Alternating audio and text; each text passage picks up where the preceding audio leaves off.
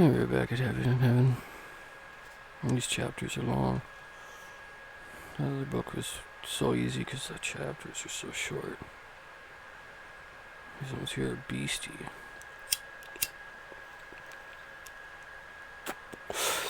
By Charles R. Cross. Written by Bradley Dahlberg in 2024.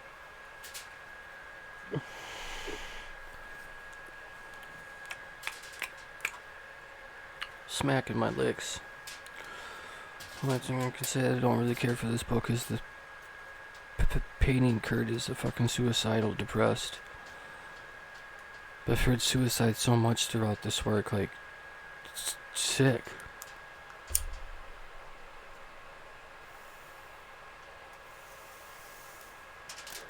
When Kurt wasn't that way, he wasn't suicidally driven all the time. It's sad that that's how they've painted him, and some people remember him.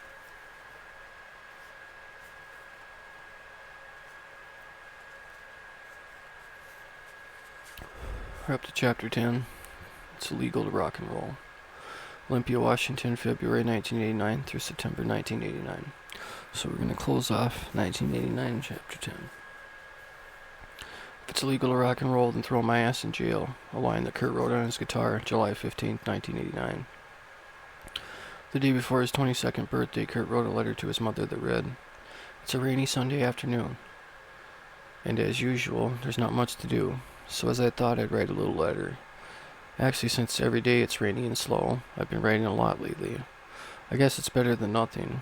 I either write a song or write a letter, or I'm either sick of writing songs for now. Well, tomorrow's my 22nd birthday, and I still can't spell." He didn't finish the letter, and he didn't send the fragment. Despite the boredom he expressed in the letter, Kurt's inner artistic life was blossoming, and his 22nd year would be almost completely devoted to creating in the line the form of music or art. He had long also given up aspiration of being a commercial artist, but in a way was also a freedom of his art developed and unfettered. He didn't have a job for the most in 1989, unless you consider running Nirvana a job. Tracy had become his benefactor, and as a role she would assume for most of their relationship, walking into his apartment at any afternoon and during 1989, as you were likely to find him with a paintbrush in his hand as a guitar. But he wasn't actually a painter, and as much he was a creator. He used whatever implement was in front of him as a brush, and whatever was a flat object he found as a canvas. He couldn't afford an actual canvas or even a quality paper, so as many of his works were done by the back of old board games he found in thrift stores, and instead of paint, which could rarely manage, he used pencil, pen, charcoal, magic marker, spray paint, and on occasion even actual blood. One day, a neighbor, Amy Moon, came by only to be greeted at the door by Kurt wearing the grin of a mad scientist who had recently birthed his first creature. He had just finished a painting and told her that this time he had done with acrylic paint. But this one special edition, my little secret ingredient. He told Amy that he had added this to every one of his paintings as a final touch, the fatal occupy. Once the work was to his liking, the secret sauce, he explained, was his semen. "My seed is on the painting," he told her. "Look, see how it glistens?" He motioned. Amy didn't dare ask what method Kurt used to apply his seed, but she noticed no brush or palette in the area. This unusual ritual didn't stop Amy from employing Kurt to create a painting for her. It was the only commission he ever took, and she described a dream that asked him to depict it. He took the assignment, and she paid $10 for the materials, resulting in the painting was crudely painted, but so evocative of her dream, Amy could barely imagine Kurt had created it from her description. It was the middle of the night, Amy described, and there was an eerie force at work. In the background are not well-defined trees, just shadows, and in the foreground are the headlights of a car and a freshly hit deer. You can see the breath coming off the animal, and the heat coming off its body. Its very thin female figure in the front and eating the flesh of the animal that's probably not dead. His painting was exactly what I saw in the dream. Most of Kurt's creations were unsettling and sometimes strikingly so. Many were the same themes he had explored in high school art class, but there was a darker edge to the theme now. He still painted aliens and exploding guitars, and his sketchbook included the Dali-esque landscapes of the melting clocks, pornographic body parts on creatures with no heads, and illustrations of severed limbs. Increasingly during 1989, his art was to take on three-dimensional qualities. He shopped Olympia's many thrift stores every week, and any cheap of the bizarre was likely to make it into one of his constructions. On the back of the Iron Butterfly album, he painted an image of the Batman, affixed a naked Barbie doll to it, and a noose around her neck, and presented this to Tracy as a birthday gift. He began to collect dolls, car models, lunch boxes, old board games, and some he kept intact, like his beloved Evel Knievel game, toy action figures, and other assorted objects he found in the cheap. These collectibles were not treated or put away on a shelf, but they could be mounted into the backyard during a barbecue, or glued to the back of a board game. The puppy dog's dreaming. The entire began to take the look of the roadside museum. Of the Kish in the constant state of both constant and destruction, he had his clutter thing, remembered Christ. His whole house cluttered, and things were everywhere. Yet he was a serious artist, and that was one of the ways he expressed himself, was how he filtered the world, and it came out in a lot of ways. Some of it was morbid and twisted. In fact, the art is decadent and twisted. His theme was pretty consistent. Everything was just a little fucked up and dark. One of Kurt's favorite twists was switching sexual organs on figures he'd draw. Male bodies would have vaginas for heads. Women might get penises as well as breasts. One work with this period shows 4 naked women sitting around on an oversized Satan who sports a mammoth erect penis. Though the image is drawn in pencil, the women's heads are pasted from the Good Housekeeping magazine. The figures touch each other in a massive human chain, and one woman is defecating on another as her hand is in her vagina. A third has a hand in the next woman's anus, and the final woman has a baby coming out of her womb, and all are devil horns, and are drawn realistically to look like the works of the 90s era San Francisco artist coupe. Most of Kurt's artwork was never titled, but one particular piece from this period did garner a carefully lettered title. Drawn in black crayon on a white 20-pound bond, it shows a stick figure with a huge smiley face for a head chopping off his leg with an axe. The title reads, Mr. Sunshine Commits Suicide. Though Kurt complained of boredom, 1989 was one of the busiest periods for the band, and by the end of 1988, Nirvana had only done 24 shows their entire 2-year history, under various names and using 4 different drummers, Buckard, Foster, Crover, and Channing. But in 1989 alone, they would play over 100 gigs, and Kurt's life shifted into the routine of a working musician. Their first tour in 1989 was of the West Coast, ensuing that brought on San Francisco, where they saw the Bleach Your Own Work sign. They were touring at this time on the basis of the single, and an unheard proposition considering the mathematics of their possible fan base. With fewer than 1,000 singles sold in the entire world, the chances of the crowd in San Jose, for example, having heard them and liking them enough to go see them was beyond absurd. On some of their first gigs attracted an audience of literally 6 people, usually musicians interested in Sub Pop. And since the label was bigger draw than the band, Dylan Carlson went along on the tour and remembered Kurt's frustration. It was a kind of fiasco, he said. There were shows that got canceled, and the plug was always pulled when the club owners, since the band wasn't willing to play for the bartender or the doorman. The biggest crowd was Nirvana opened for. It was in Living Color, a more mainstream rock to the top 40 hit before 400 people, and the audience hated them. If there was a low among lows in the first tour, it came in San Francisco, and their band opened for the Melvins at the Covered Wagon, a reunion that Kurt had long been looking forward to. But when he discovered that the Melvins weren't a bigger draw in California than they had been in Grace Harbor, his face was dashed, and on every tour date they struggled to find gas money and a floor to crash on and food to eat. Tracy had followed the band down to California in a car and taken friends with Amy Moon and John Preston. There were 7 people in the band's entourage, and among them they couldn't afford a burrito. Someone in the street sold them off in free soup kitchen stuff. It may have been run by the Hare Krishnas, but Kurt was really creeped out by it, Amy remembered. While everyone ravenously scarfed down the free soup, Kurt just dejectedly stared at his bowl. He wouldn't eat it, Amy said. He finally just got up and left. It depressed him. Hare Krishna food, crowds of 10 people, begging for gas money, the Melvins as commercial failures, calling up to request your own single. These requests are a level of degradation that Kurt imagined nor prepared for. That night, all 7 people slept on a friend's floor in the studio apartment. They returned to Seattle to play for a more successful show on February 25th at the University of Washington, billed as the 4 bands for $4. It was Nirvana's biggest crowd to date, and an audience of 600. They were playing for Fluid, Skinyard, A Girl in Trouble, all of whom were better known. But during this Nirvana set, the crowd went wild. Seattle audience began to slam dance in the late 80s, and the entitled Violent Mad Twist, usually performed in front of the stage by a swirling mass of teenagers, When the crowd was large enough and the waves of the people began to slam off each other, if not a hurricane had developed inside the audience, Nirvana's frenzied sound made the perfect soundtrack for slam dancing, since it never slowed down and rarely paused even between the numbers. When the occasional fan would climb on stage and jump back into the audience, called stage diving, the ritualistic dance was complete. Kurt calmly sang and playing. A dozen of the kids jumped on stage only to jump right off, and so many kids jumping on as it appeared Kurt was standing in some kind of middle airborne training facility for aspiring paratroopers. It organized confusion. It was exactly what Kurt had dreamed of, using music to create chaos, and many other bands, similar slam dancing audiences, were lacklusterly stand in the midst of the stage invasions of which Kurt was, as he gave off the impression as he had used to play into the audience that took over the stage in Seattle. It had become so commonplace that he was. That day, Kurt conducted a brief interview with the Daily in the University of Washington student newspaper, wherein he addressed the Northwest scene, calling it the lowest and last wave of rock music, the ultimate rehash. Kurt told the writer Phil West that the band's music had a gloomy, vengeful, element-based hatred. This article was the first occasion that one would become one of Kurt's favorite sports, spewing mythology to the gullible journalists. In Aberdeen, I had my best friends with a passion, because they were idiots, and Kurt announced a lot of the hatred is still leaking through. Kurt didn't give credit to Tracy for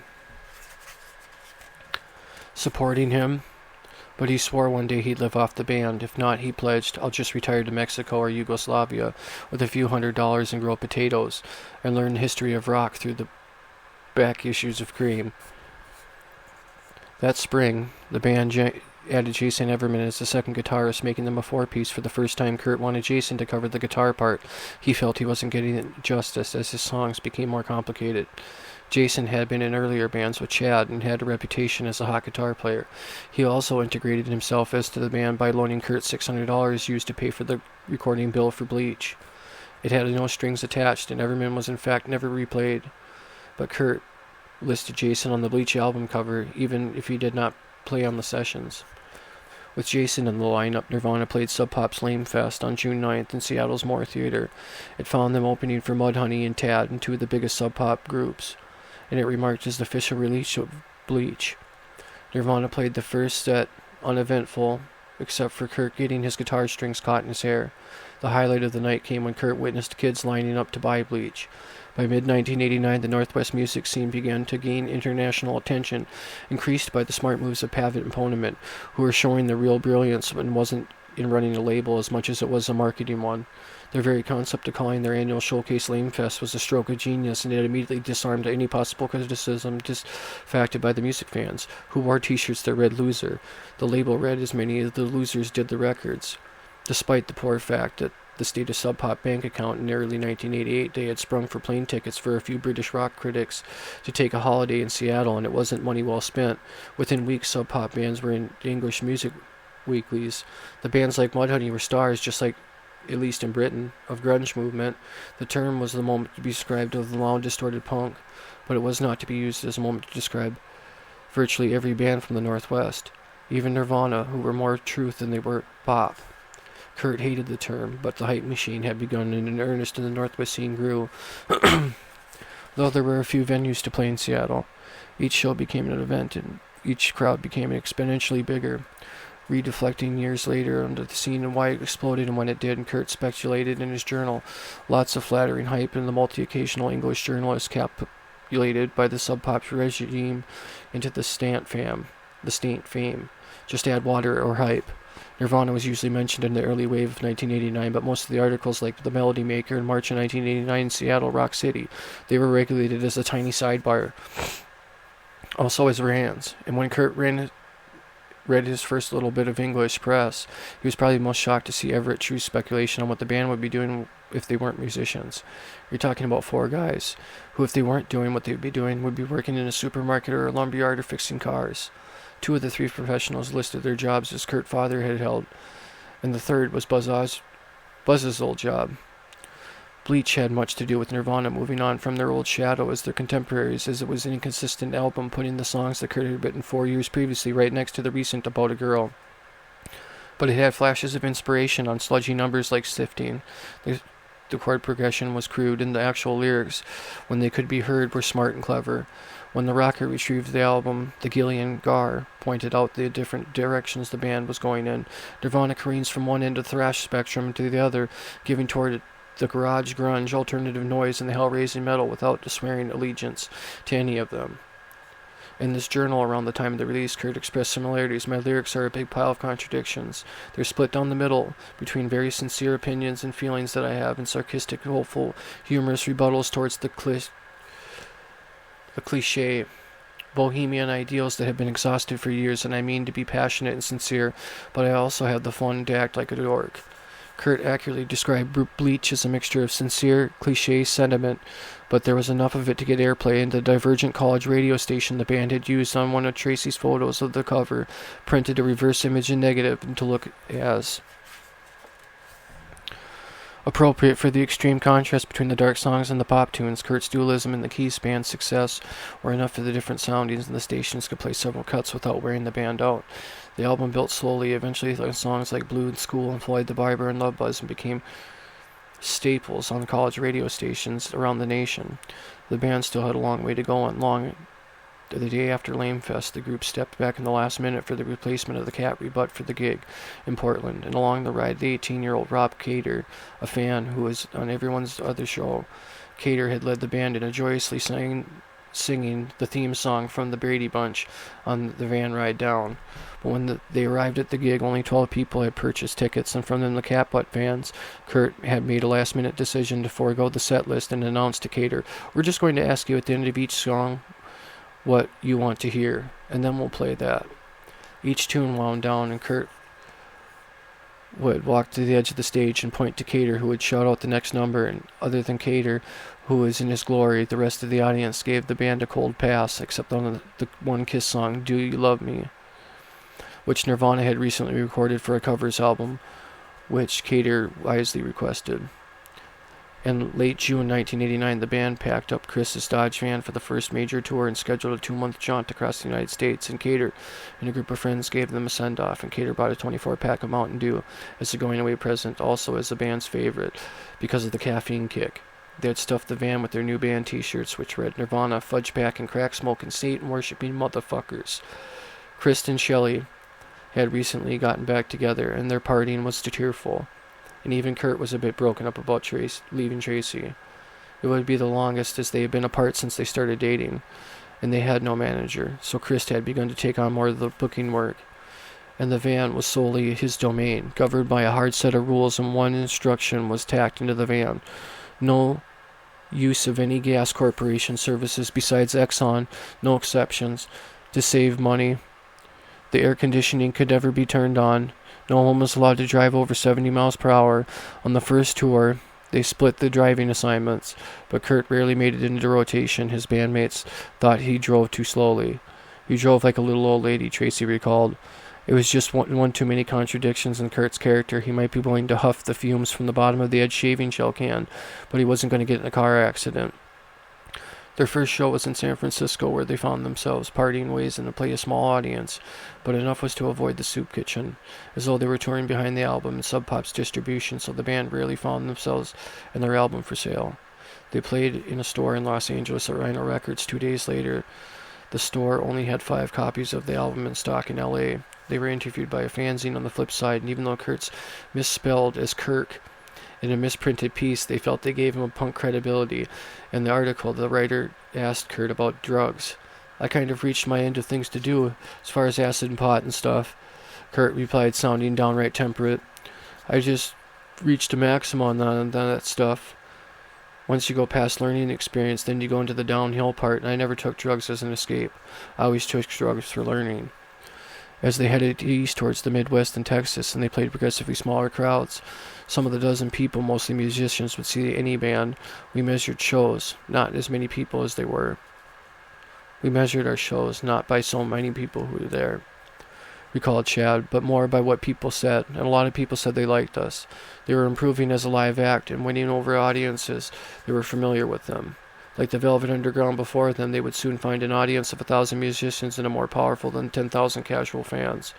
When a possible When possible, they would hook up with other punk bands they knew of to sleep on their floors. These personal connections were more important in boosting their spirits as their shows were. In Denver, they stayed with John Robinson of The Fluid, who rarely noticed shyness of Kurt. Everyone would be in the kitchen, eating, happy to have home-cooked meal, Robinson said. And I'd asked Kristen and Kurt where Kurt was. He said, "Oh, don't worry about him. He's always off somewhere." My house wasn't that big, so I went looking for him and found him in my daughter's room with the lights off, staring into space. What the fuck? Why was he in his house in his daughter's room?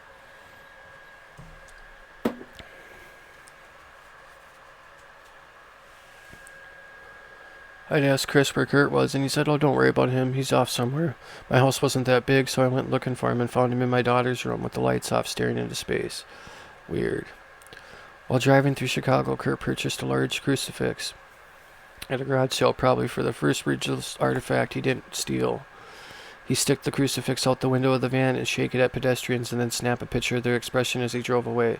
Whenever Kurt was a passenger in the seat of the van, he held the crucifix in his hand as if it were some weapon he might need at a moment's notice. Many nights the band slept in the van, camped by the side of the road, so the solitude was rare. They struggled to find enough money for gas and food, and so staying in a motel was out of the question. The only way they were able to buy gas was when they sold enough t-shirts. The fudge pack and shirts saved the tour. One night in Washington, D.C., they arrived and pulled the van to a gas station, planning to spend the night. It was too hot to sleep in the van, so they all slept outside on what they thought was a strip of grass in the residential neighborhood, and the next morning they found out they had camped on a traffic median. We usually had a choice of buying food or gas, and we had to choose gas, Jason recalled. Most of us did pretty well with it, but Kurt hated it. He seemed to have a low constitution, and he'd get sick easily. Once he got sick, it would make everyone miserable. Kurt's stomach condition flared up on the road, perhaps infrequently eating, plus he seemed consistently catch colds. Even in the summer, his health problems were from the lack of care. During 1989, he was the most health-conscious band member and frequently drinking and not even letting his bandmates smoke near him for the fear of losing his vocal abilities. When the band hit Jamaica Plain, Massachusetts, they stayed at the house of a photographer, J.J. Gonson, and her boyfriend Sluggo from the band Hugh Ballou. The band show that night at the Green Street station was one of the few times that Kurt played without a guitar. He had broken his instrument the night before, and he was angry about the guitar. Suffering from stomach pain, he drank Strawberry Quick to soothe the inflammation, and he was homesick. He called Tracy after the show and told her he wanted to come home. The next morning, Gonzo shot the photo of the band asleep on the floor, and they shared one mattress. Kurt and Chris had cuddled up next to each other during the night like two puppies. Sluggo had a guitar on his wall, and Kurt asked if he could have it. "The neck isn't even snapped off, so I can fix it," Kurt observed. He traded Sluggo an old Mustang guitar, first autographing the Mustang. "Yo, Sluggo, thanks for the trade. If it's illegal to rock and roll, throw my ass in jail." He signed it Nirvana.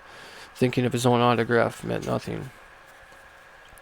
Later that day, Kurt created a new guitar, and it was patched together like Frankenstein just in time for the gig.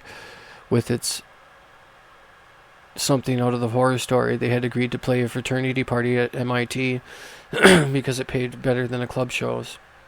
Before the show, Kurt lay down on a pool table and kicked his legs like a 2-year-old, throwing a fit, screaming, "I'm not playing. This is stupid. We're better than this. We are wasting our time." His tantrum subsided only when Chris told him that without the gig, they wouldn't have enough gas money to get home. As if to spite the crowd, the band played an energetic show, and though Chris dismantled the sign that spelled the fraternity's name in bones, handing the bones to the audience, the brothers insisted Chris apologize and fix the sign, and Novoselic was never one to back down from a fight, even if the odds were greatly against him, but he sheepishly grabbed the microphone and asked the crowd to return the bones, and said he was sorry. The fraternity audience ended up loving the show. It was also in Massachusetts where the first outward conflict between Kurt and Jason sprang up. Jason had made a mistake of inviting a girl home after a gig, and something considered in poor taste the rest of the band. Both Kurt and Chris surprisingly old-fashioned about attitudes, about infidelity in the groupies. A musician who was in the band with girls was a large category, but one did not include Jason. They considered compromised. Ooh, he fucked up. Bringing home something to bang. In truth, Kurt and Jason had never gotten along famously, because in many ways they were too much alike. Both were prone to brooding and spending a lot of time alone. Each felt threatened by the other's solitude. Jason had long curly hair, which he would thrash about as he played, and Kurt claimed he found this annoying, though he was guilty of the same head movements. Like Foster before him, Jason represented a part of Kurt that the singer didn't want to reflect back. Though Kurt wrote all the songs, he complained about the pressure, yet never allowed the other members to have much input. He didn't want to give up any control. Everyone knew it was Kurt's show, observed Chad. Kurt asked Jason to come up with some new guitar solos, but when Jason did as requested, Kurt acted as if he overstepped his role, and instead of talking about it, or even yelling at each other, or becoming both sullen and unresponsive. As in many conflicts in his life, Kurt turned his professional into personal, and the blood feud of sorts began. In New York, the band played a show at the Pyramid Club as a part of the new music seminar. It was their highest profile gig to date in front of an industry crowd, including Kurt's idols, the Sonic Youth, and yet the performance was compromised when a drunk climbed on stage yelling into the microphone and knocking over the band's equipment. Jason threw the guy off stage and jumped into the audience to chase him. The next day, Kurt decided to fire Jason. They were staying at the Janet Billings Alphabet City apartment, which was known as the Punk Rock Motel 6 in New York City, and Jason and Chad had gone off to sightsee. But Kurt and Chris used their remaining money to buy cocaine, and breaking Kurt's tour-long sobriety, Kurt decided Jason was out of the band. And though it was typical with his non-confrontational style, he failed to announce this to anyone other than Chris, who simply told the other members that the tour was over and that they were going home. And as was usual, no one challenged him. The band canceled 2 weeks' worth of gigs, the first time they'd ever pulled out of a show, and the van ride home was hell. No one said a word the entire drive, remembered Jason. We drove non-stop, only stopping for gas. They made it home from New York to Seattle, driving almost 3,000 miles in less than 3 days. And Kurt never actually told Jason he was fired. He simply never called again. Kurt had a warm reunion with Tracy. He told her that he had missed her more than he had realized, and while he was never one to talk about his feelings, Tracy was one of the few people he revealed himself to. That August, Kurt wrote a letter to Jessie Reed and bragged about a great girlfriend she was. My girlfriend now has a brand new 88 Toyota Tercel, a microwave, a food processor, a blender, an espresso machine. I am totally pampered, spoiled, and bummed. To Kurt, the Tercel seemed like a luxury car. With Kurt's return, a sense of romance came back into the relationship, though after living alone for almost 2 months, Tracy wasn't as keen on Kurt's moodiness. She felt as though they had outgrown the tiny studio apartment, particularly with Kurt's collecting habit. And in early August, she wrote him a note which read, I'm not staying here in the mold hell any longer than the 15th. It's fucking gross. Even if it was the middle of the summer in the Northwest, their apartment suffering a mold infestation. It was a wonder if anyone noticed the mold. With all their animals in the apartment had taken on this smell, according to Damian Romero, as a visection lab. There were, of course, turtles, rats, cats, but the strongest odor came from the rabbit. Stu was a female bunny, and she served Kurt and Tracy's surrogate baby. Spoiled like an only child, Stu managed frequently to escape her cage, which always led Kurt or Tracy to post warning, advising visitors they might be stepping on rabbit feces. One day in early August, Kurt was on the phone with Michelle Vlaminski, a booker they hired to reschedule their canceled dates when the phone went dead. Kurt called her back a minute later and explained the rabbit unplugged the phone. He joked that his apartment was nicknamed the Animal Farm. A few weeks later, Slim Moon witnessed Kurt financially rushing pet cages outside. I wonder if that's why the Animal Farm, if that's where they get that from. That would be crazy if Animal Farm Studio gets that from that.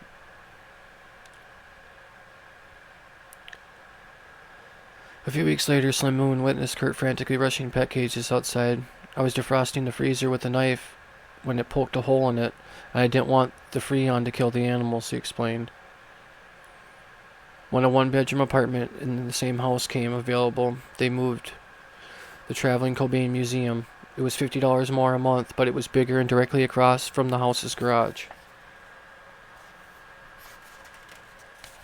which Kurt already took over. There was a workbench he utilized to fix guitars he had already broken and to cut more wood necks for guitars he had already yet to break. Within the week, the garage was filled with broken amps, smashed speaker cabinets, and other remnants of Nirvana's roadshow. In the middle of August, Kurt made the first attempt to seek medical help for his stomach condition and for the advice of gaining weight. His gauntness had become an obsession for him, and so much was that he had bought the remedies of late-night television ads and tried them all without success. He saw a specialist at Tacoma's St. Joseph's Medical Center and the facility's eating disorder clinic, but despite the expensive tests and no physical cause for his stomach pain could be determined, Kurt went in to see another physician later that summer, but Tracy found him home 10 minutes after his appointment, and Kurt's explanation they wanted to take some blood, and I hate needles, so I left. Tracy recalled, as he was terribly afraid of needles. His stomach condition came and went, and there were many nights when he threw up all night. Tracy was convinced it was his diet, and despite his doctor's advice consistent of fatty fried foods, her thoughts were shared at the time by Chris and Chad, who were urging Kurt to eat vegetables, a category he avoided completely. I won't eat anything green, he announced. The first week of August, the band went to the Music Store studio with producer Steve Frist to cut an EP to promote the upcoming tour of Europe. The sessions lasted 2 days and found the band recovered from losing Jason. Even if their gear was a little worse for the wear from the touring, they had those big North drums, recalled Fisk, and the big kick drum was held together with 2 rolls of duct tape because it had been cracked so often. They joked it was the Liberty Bell drum. And they cut 5 new Cobain compositions: Been a Son, Staying, Even in His Youth, Polly, and Token Eastern Song. The quality of these songs represented a huge leap forward in Kurt's development as a writer, whereas many of his early tunes had been one-dimensional rants, usually discourses on the sorry state of society. A song like Polly found Kurt taking a newspaper clipping and crafting an emotional backstory to go with the headline.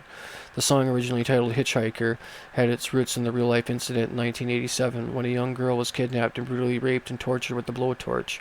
The song is written surprisingly from the perspective and the voice of the perpetrator. Kurt managed to capture the horror of the rape, "Let me clip your dirty wings," and yet at the same time pointed out as the humaneness of the attacker. She was just as bored as me. It's a literary strength that it's concerned itself with the internal dialogue, much in the way that the true Capote found a measure of empathy of the murders in his book In Cold Blood.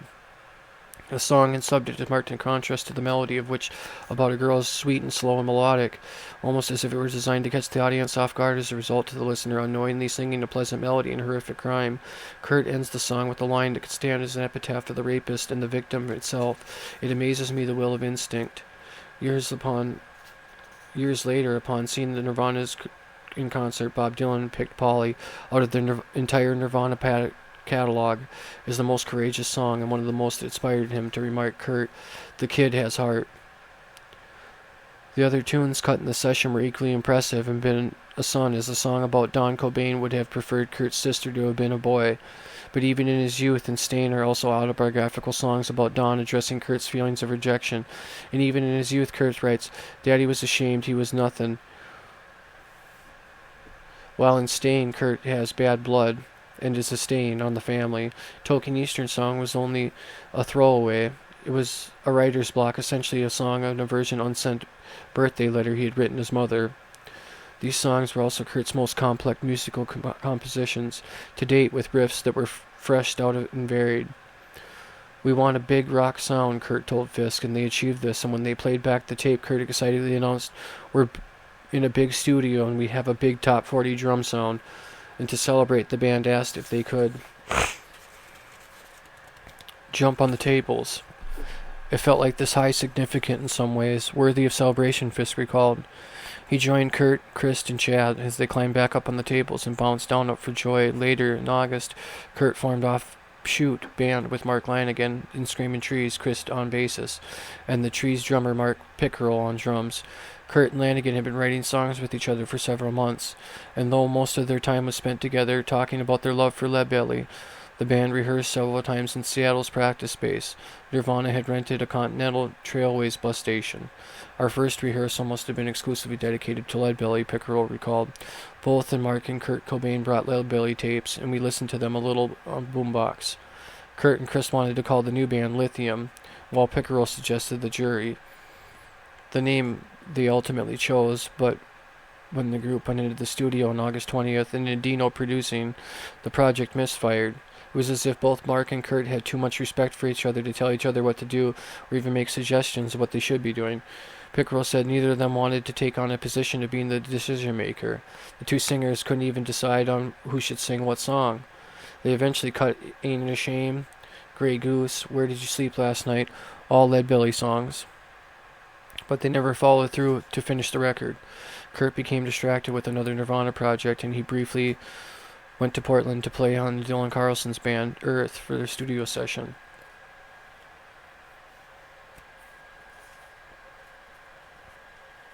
Nirvana then had to go back on the road and complete with 2 weeks of the Midwest dates. On this jaunt, in their amazement, the crowds were a little bit larger and more enthusiastic, and Bleach had begun to get college radio airplay, and some of the shows drew as many as 200 fans, and they seemed to know all the songs. They sold many t-shirts and actually made money for the first time in history, and when they arrived back in Seattle, they tallied up their income from the verses, their expenses, and they went home several $100s. Kurt was amazed, showing off his earnings to Tracy as if making $300 made up for the years of financial support she had given him. Sub Pop planned on Nirvana's first tour of Europe for that summer. Bleach had been released in the United Kingdom to glowing reviews, and Kurt had never been overseas and convinced the band that they would be bigger in Europe, and he promised Tracy that he'd come home with thousands of dollars, and that he'd send her postcards from every country he visited.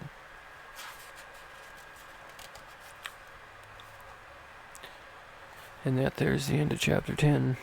Don't forget to check out Love Kills, The Assassination of Kurt Cobain by Hank Harrison if you got the chance. If you like this kind of content, don't forget to like, share, and subscribe.